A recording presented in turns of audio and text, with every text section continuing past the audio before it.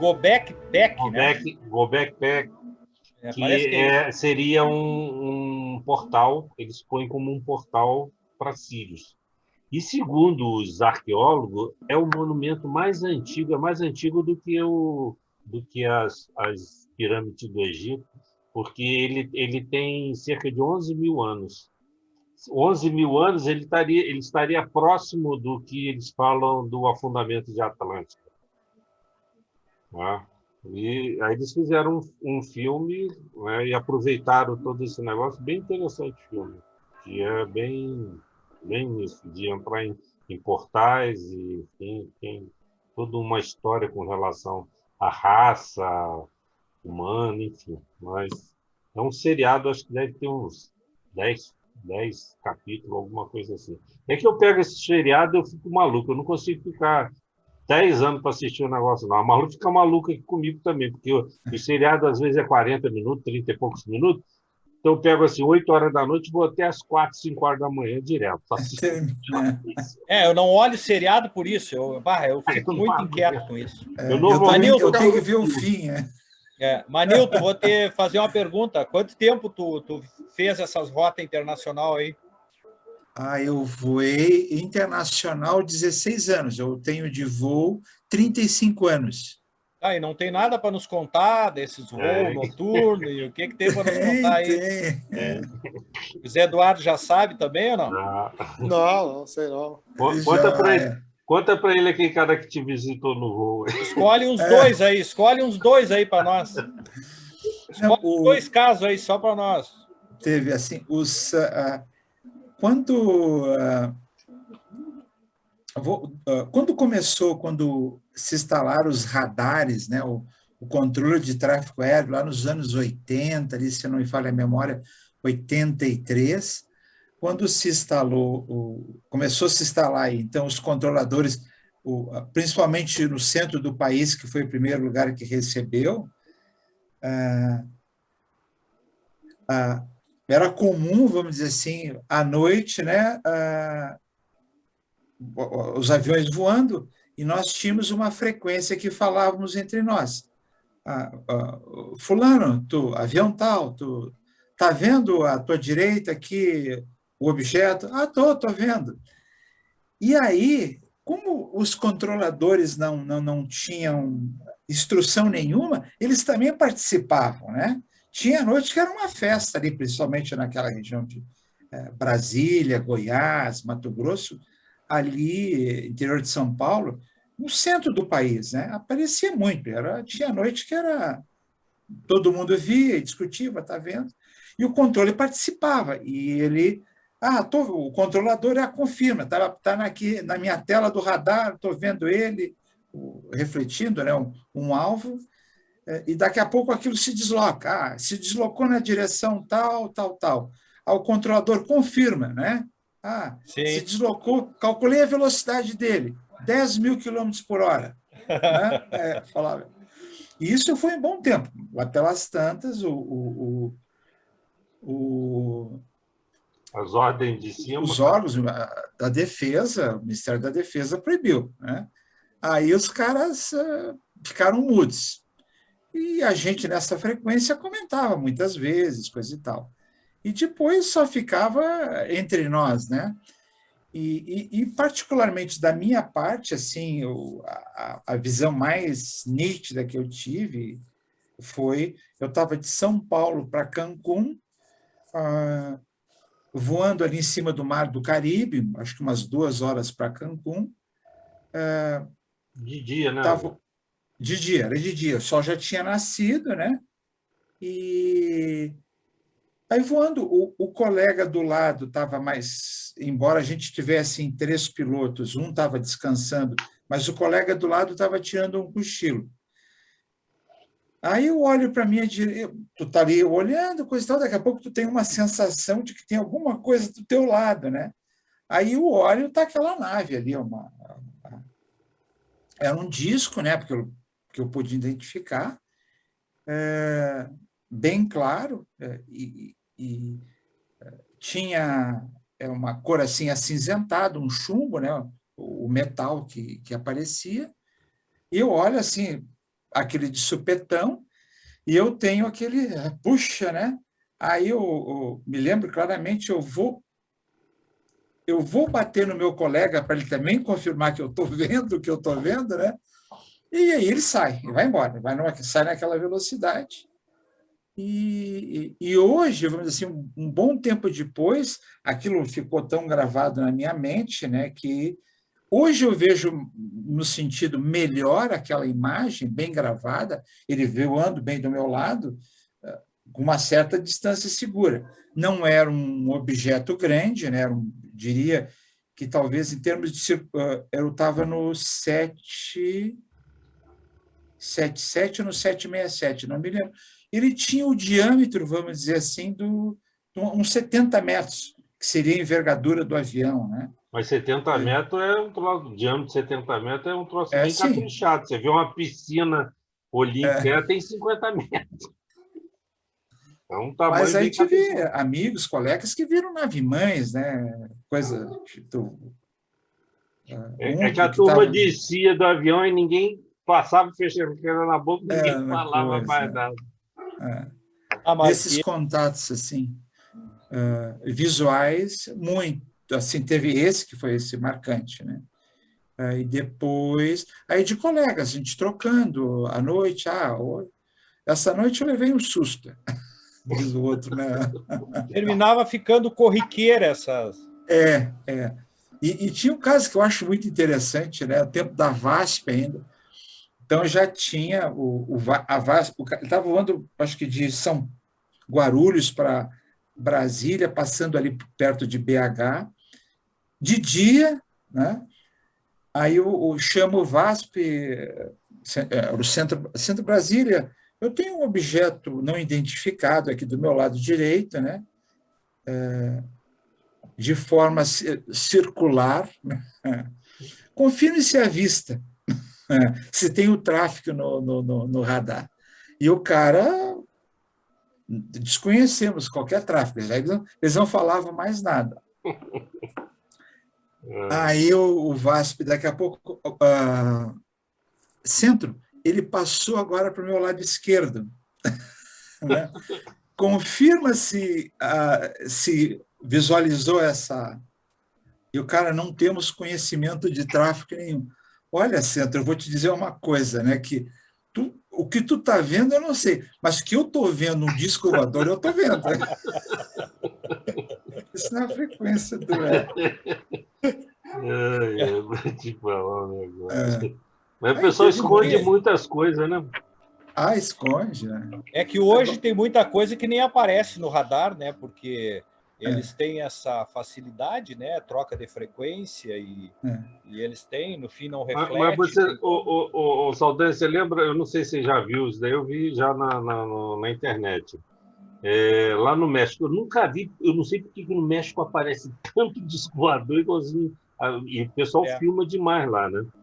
Então, lá no México parece que teve um caso lá que a torre falava para os pilotos: pô, ele está aí do seu lado, você não está vendo? E os pilotos olhavam e não via nada. A torre avisando que estava vendo. Aí os caras pegaram e resolveram baixar o óculos dele de infravermelho. Quando eles baixam o óculos para visão infravermelha, eles veem os objetos tudo. Era uma espécie de uma camuflagem que eles usavam, essa parte infravermelha, e os caras não viam, né? Aí, o radar via. O radar via. Aí eu lembro daquela história do cavalo de Troia que o Dante perguntou até para o Fábio, né, o que o Fábio achava, e aquele cavalo de Troia, eu vou te falar um negócio. O Saldanha falou que leu todos, eu só li o 1 e o 2. Eu acho que tu leu os melhores. O 1 e o 2 já deu. Eu acho que tu leu os melhores. Eu acho que os outros ele enche muita linguiça. Né? Mas o 1 e 2, eu tenho um cunhado, né, que ele é engenheiro químico, ele trabalhou na parte da usina de enriquecimento de urânio, piloto, trabalhou na agência de energia nuclear, ele já está aposentado. E na época que eu li o Cavalo de Troia, a gente conversou muito. E ele falava para mim o seguinte: ô Marco, vou te dizer um negócio, tá? Tudo isso que os caras falam aí, né, existe.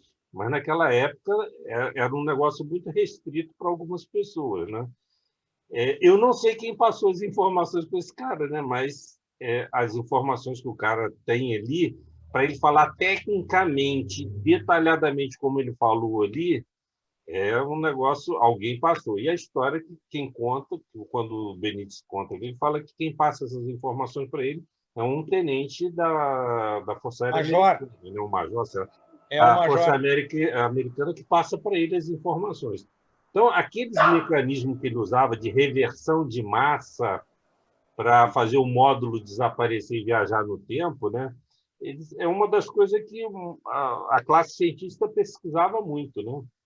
E Ó, uma das histórias de Jesus assim que mais me tocou foi o cavalo de Troia. Eu ainda não. não, era Aquilo ali. impressionante. Não, eu fecho contigo. Impressionante o detalhamento que ele põe naquele negócio. Aquele outro dia, quando a gente estava conversando com o Fábio ali, eu comentei isso. E o Dante, quando falou ali, ele teve a mesma percepção que eu estou vendo que os Eduardo também. Tu começava, tu estava lendo, aquilo te absorvia, tu parecia que tu estava no local, que tu estava sentindo o cheiro da época, da beira do rio, da Galileia, das roupas que as pessoas usavam, sabe? É extremamente interessante. Eu nunca vi igual. Para mim é um dos melhores livros que tem.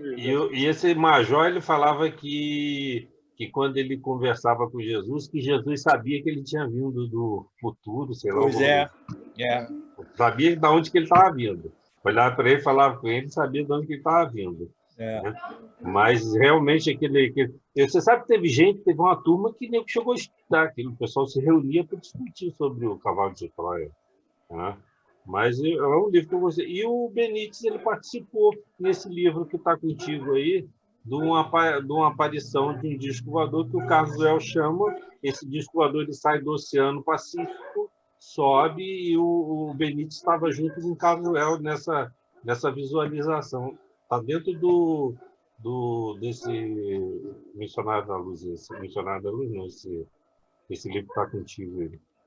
Sabe, eu tenho um quê com essas coisas. Por exemplo, eu não li nenhum dos livros do Dan Brown. Não li, não. Porque é assim, ó, ou é ficção ou não é. Aí o que acontece? Ele fez, e ele diz, é ficção. Se bem que eu conheço pessoas que escrevem coisas reais e botam que é ficção, que é para passar mais liso Mas, no caso do Dan Brown, ele diz, olha, da crítica, é ficção. Né? Olha, é uma drama que eu inventei, eu criei.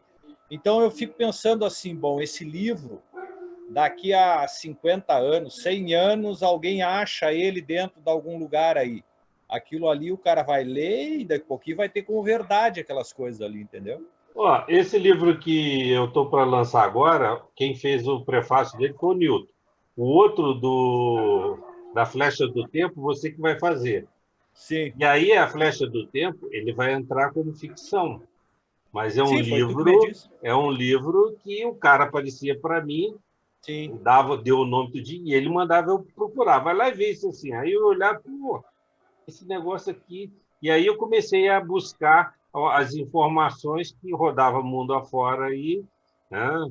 E aí, mas ele vai aparecer como ficção, por quê? Se você põe uma realidade, ele vai te chamar de maluco. Esse cara aí está viajando na maionese, não sei o quê. Mas ele foi baseado... Todos os meus livros são baseados em fatos reais. Ou, no caso do Dan Brown, para alguma instituição aí não entrar com ação contra ele ainda, né?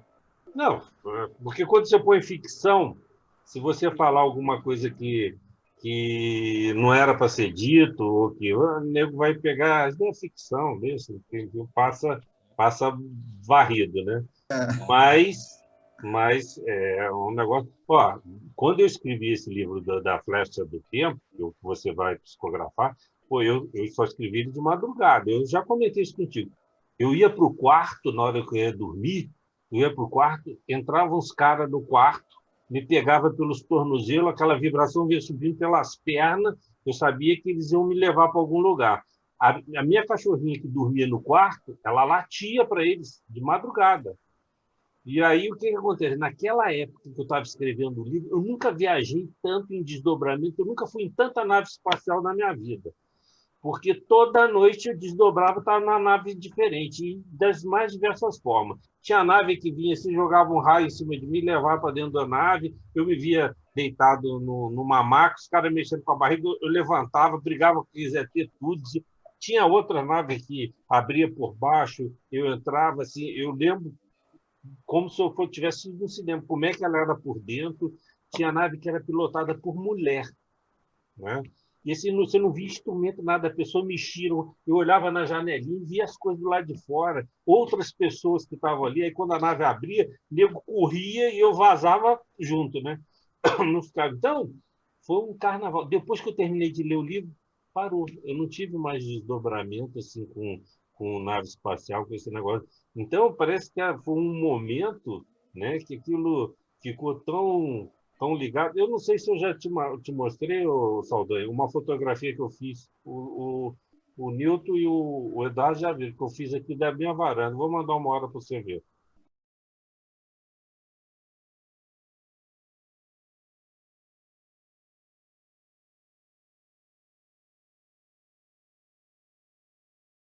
Não vi. A fotografia que eu fiz, eu aumentei, ampliei. Aí eu falei assim: o que é isso? Foi numa época de lua, dessas luas malucas, essas luas vermelhas de sangue, Superlua.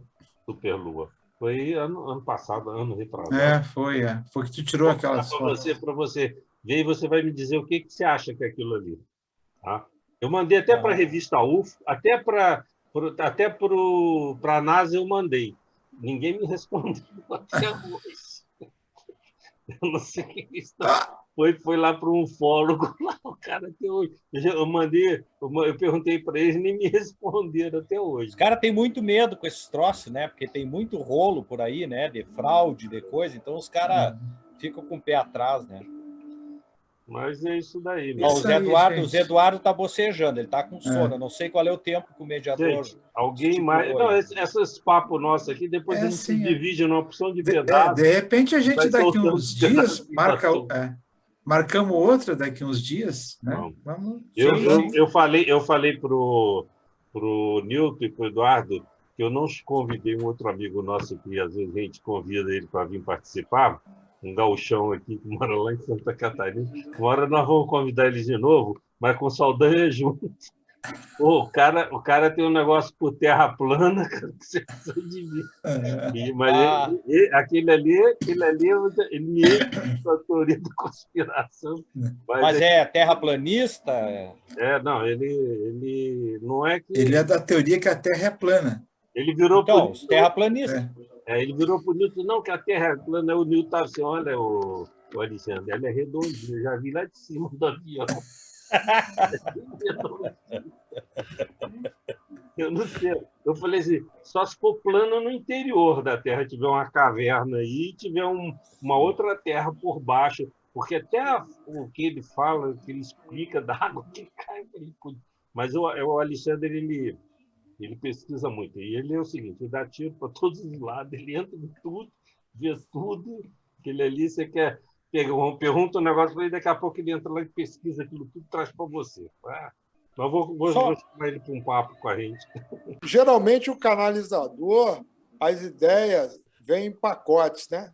Eu não sou médium, não sou nada, mas o canalizador, a ideia vem em pacote. Todo mundo vem um livro completo, na cabeça do cara. O espiritual não, o espiritual se aproxima, transmite uma mensagem, transmite uma ideia nível perispiritual, é uma coisa diferente, é uma energia diferente. Então, né? Por isso... Agora, tanto o canalizador como o médium, como o Marco falou, o que ele vai repassar para o que ele recebe de informação se mistura com as ideias, com a cultura que ele tem, uma série de coisas, né? Às vezes nem sempre a mensagem sai pura, né? Tem que ter um cuidado danado, porque você tem que ter o médium, o canalizador, ele tem que ser muito consciente da informação. Ele vira e fala assim: isso que eu estou falando, eu sei que não é meu. Isso que eu estou falando não é meu. Por quê? A maioria dos médiums hoje em dia são médiums conscientes. Você tem um médium semiconsciente, você tem um médium inconsciente. O médium inconsciente ele apaga, quando ele volta ele não sabe de nada que aconteceu. O ser inconsciente, você fica naquele termo, apaga e volta, aí passou 10, 15 minutinhos depois que você deu a mensagem, você já não lembra mais do que você falou, né? E o consciente, que é a maioria, é que tem, porque ele faz essa confusão, os 10 mil, né? Então tem muito médium consciente que não gosta de falar as coisas porque ele fala assim, a ideia é coisa minha, e às vezes não é. Ele tem que aprender a separar o que é o pensamento dele e o que não é o pensamento dele. Então, quando vem aquela informação que foge do contexto dele, ele tem que saber que aquilo não é dele. Então, essa é a grande dificuldade. Por isso que dizem que o canalizador ele não tem todo esse preparo do médium para separar essas coisas. A gente vê que muda algumas coisas. Eu, por exemplo, sou médio, eu mexo. Médio todo mundo é, tá? O Eduardo é médio, o Saldanha. Uns mais ostensivos, outros menos, né? Porque a mediunidade, por muito tempo se falou que ela era espiritual, ela não é, ela é física, ela está baseada em cima da tua glândula pineal, na hipófise. É ali que acontece todo esse mecanismo interdimensional, vibratório, etc. E tal. Mas alguns desenvolvem com mais facilidade, outros não. Mas e outros já vêm de outras encarnações já com isso mais desenvolvido. Sim, tem gente que... Eu lembro que meus filhos pequenininhos ficavam uma num quarto e o outro no outro, e os quartos davam tudo para o mesmo corredor. Minha avó aparecia no corredor, a minha filha que estava num quarto via ela e o meu filho que estava no outro quarto também via. Então, os dois viam ao mesmo tempo em lugares diferentes, mas como ela estava numa posição... E aí ele tapava a cabeça, né? Ficava um tempo a esperar, quando tirava o pano da cabeça, ela estava do lado. Então, eles passavam um sufoco danado. Já a outra, minha filha do meio, a pineal dela eu acho que estava desligada, porque ela não via nada. A menorzinha levantava de madrugada, ia para o meu quarto, corria para o meu quarto e deitar na cama. Às vezes eu mandava ela voltar, porque aquilo era todo dia, eu mandava a Marluz levantava e ia dormir com ela. Quando a Marluz deitava na cama com ela, a Marluz não conseguia dormir. Nossa, era um troço doido. Então, médium, todo mundo é. Eu sei. Eu, por exemplo, eu já fui inconsciente em algumas situações e a maioria das vezes eu sou sempre consciente, né? Mas eu sou assim, eu sei o que é meu e o que não é. E isso, terminou a comunicação, meia hora depois você virar para mim e falar, o que você falou nesse negócio? Aí já era. Se você tem que colher alguma informação, você tem que colher aquela informação naqueles 20 minutos, 10 minutos, depois já parte. Então, isso daí faz parte. Agora a gente tem que saber. Isso daí a gente fala, né, educação mediúnica, a gente tem que ter o cuidado com o mediunismo, tem que ter, mas é difícil, e as pessoas não são perfeitas, né? Mas... Tu vê como esses papos são bons, né? Claro, é a primeira vez que a gente está conversando aqui, mas se a gente olhar o horário, nós vamos com 2 horas quase já. Pois é. Né? E dá vontade de ficar. Mas... isso numa porção de pedaço. Vou ter que cortar alguma coisa. Aquela turma que a gente está falando, a gente tem que tirar fora. Se deixar, a gente vai embora. Porque... Mas então tá, vamos marcar outra. O Marco é o mediador aí, mas eu só sugiro para a gente marcar outra. Eu vou combinar, o próximo eu vou combinar, vou chamar o Alexandre. Então vocês já ficam sabendo, né? Quer dizer, o Eduardo e o Nilton já conhecem a peça, né? Você não conhece, mas é que gauchão mesmo lá do... Mas ele é um cara assim que ele pesquisa pra caramba. Tá bom, meus queridos? Eu vou marcar uma outra hora aí, vocês falam para mim qual é a data boa para vocês e a gente marca e vamos conversando. Tá bom, então. Tá bom, valeu. Um abração para todos aí. Obrigado. Prazer conhecer o Nilton e o Zé Eduardo aí também. Prazer foi igualmente. Esperar o Nilton pegar mais umas histórias para a gente aí. Que isso. Muita história no saco escondido lá. Ó. Tem umas boas para contar ainda. Abração, pessoal. Abraço, boa noite. Um abraço para todo mundo. Tchau. Tchau.